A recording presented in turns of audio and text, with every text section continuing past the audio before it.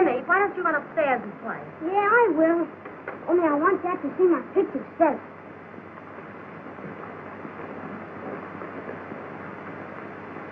Here's the B-17. That's a B-24. And here's the P-38. And here's the P-47. Now see if I'm right, Jet. Wingspan, 41 feet. Pratt & Whitney, 2,000 horsepower engine. A full-bladed 12-foot 2-inch propeller. I mean prop. I don't see any propeller. Yeah, of course you don't.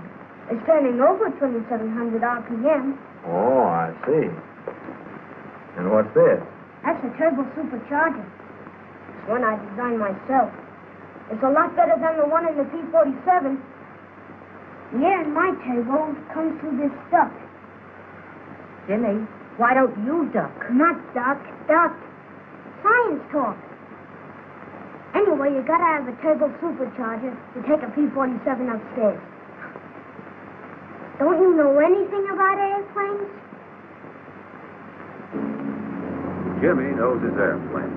He's not kidding when he says that the high-altitude performance of the P-47 depends on that turbo packing air into the carburetor. The turbo does for the 47 what the pilot's oxygen system does for the pilot. Keeps the ship flying high at fighting efficiency.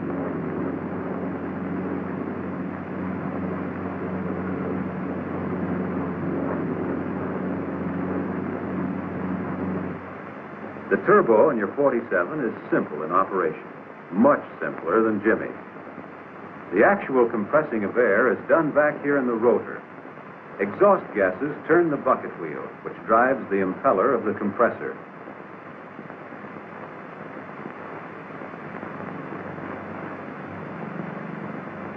The waste gates in the exhaust system control the speed of the rotor by opening and closing, and thus directing more or less gas against the bucket wheel.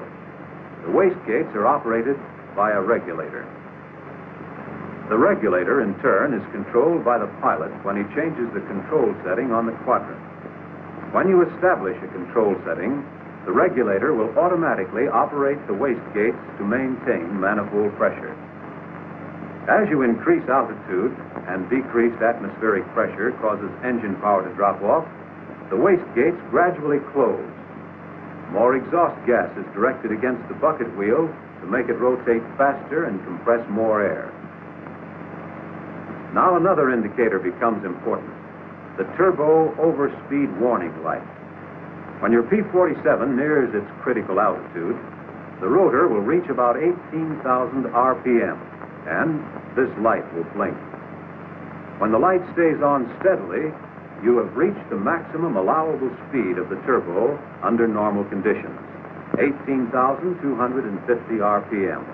Anything that moves has a speed or stress limit. And that goes for the wheel and impeller of the turbo. They're not dying to hold up long at speeds over 18,250 RPM. The blinking light is a warning. The steady light means you've reached the critical speed of the turbo. Above critical altitude, you reduce manifold pressure to keep the warning light blinking while you continue to climb.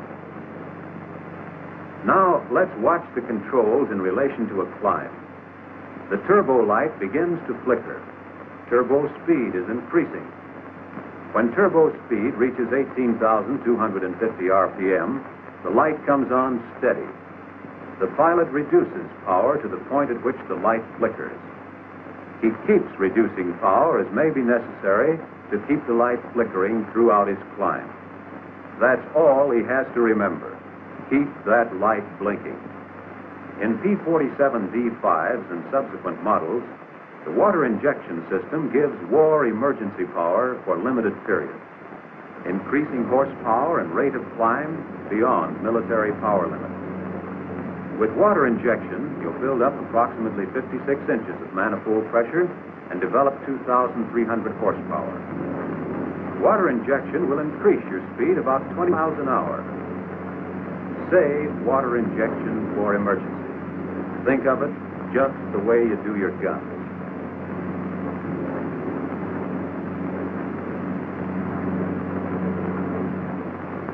When you start aerobatics in the P-47, remember when you were taking a trainer through these same maneuvers. The P-47 is a bigger, faster, and heavier ship. But you put a 47 through its paces just about as you did your AT-6.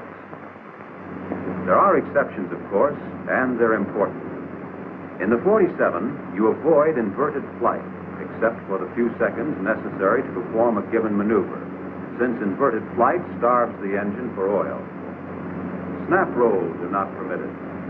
And in practicing dives, you pay particular attention to speed and altitude.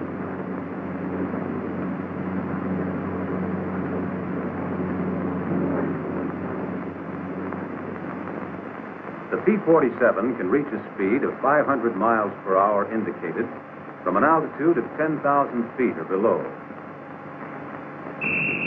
That's to remind you pilots with strong left arms that in the 47 you can lose about 10,000 feet in attaining 500 miles an hour indicated.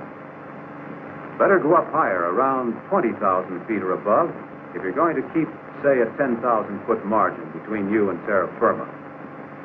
At higher altitudes, where the air is thinner, dives should be held to lower indicated airspeeds.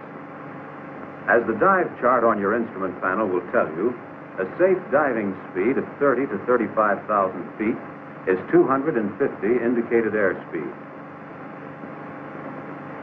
At 25 to 30,000, it's 300 indicated. At 20 to 25,000, it's 350.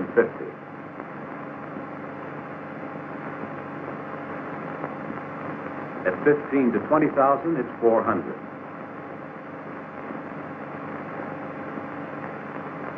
At 10 to 15,000, it's 450. And at sea level to 10,000 feet, it's 500, which you'll remember is not recommended for a steep dive in training.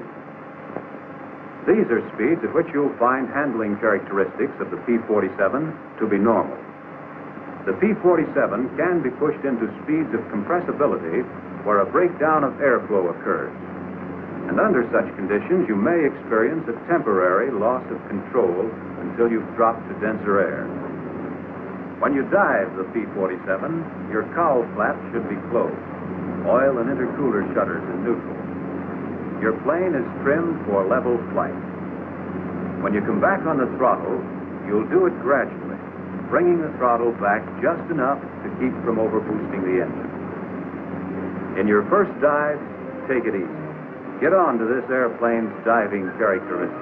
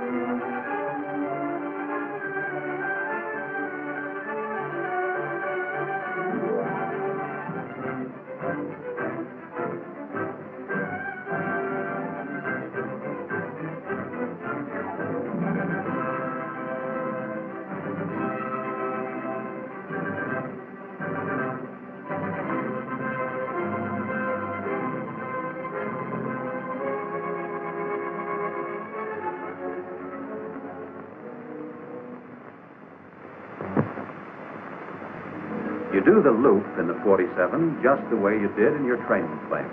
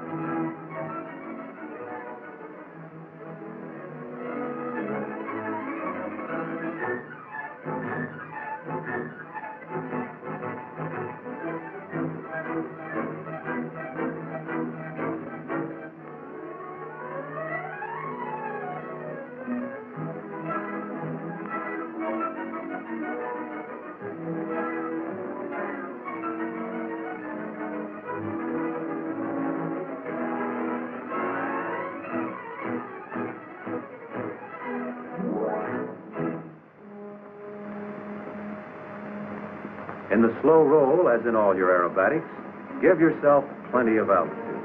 Put the nose on a point and keep her rolling.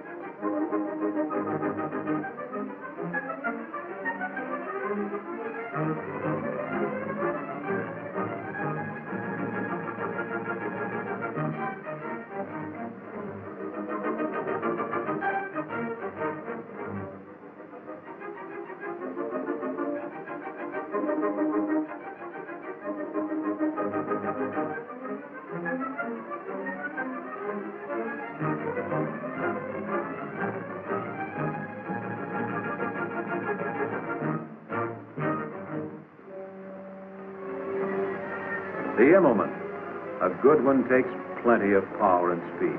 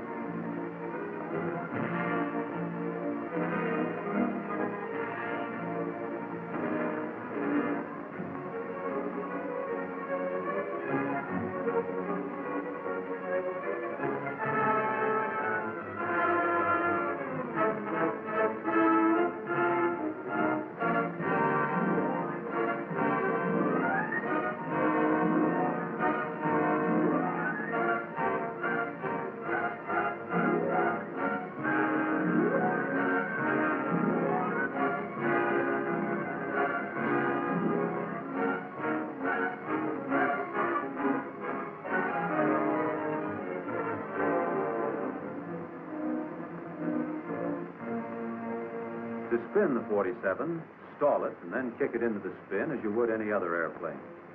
To recover, you'll apply full opposite rudder, neutralize elevators, pull ailerons against the spin, and use power to speed recovery. One turn is all that's recommended. One practice spin is all you need in your training.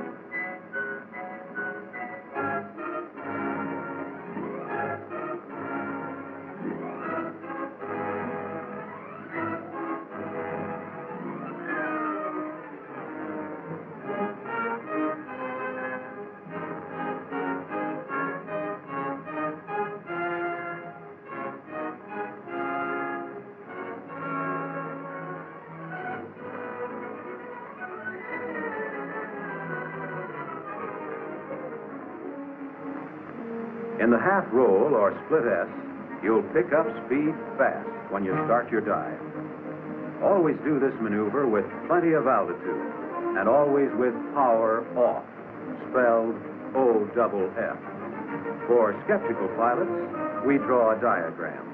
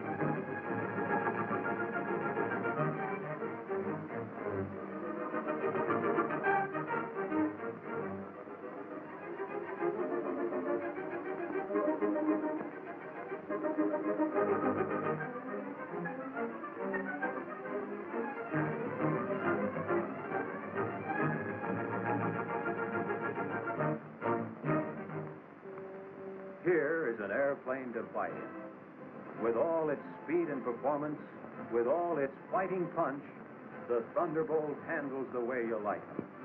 Smooth, quick, sure.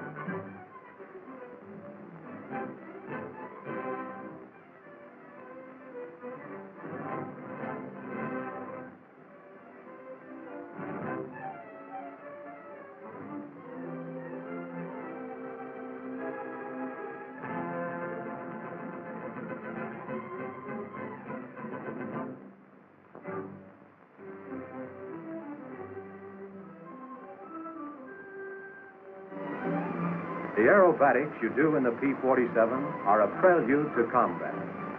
When you're flying the Thunderbolt, you've got an airplane strapped to your pants that's designed to chase the enemy out of the sky.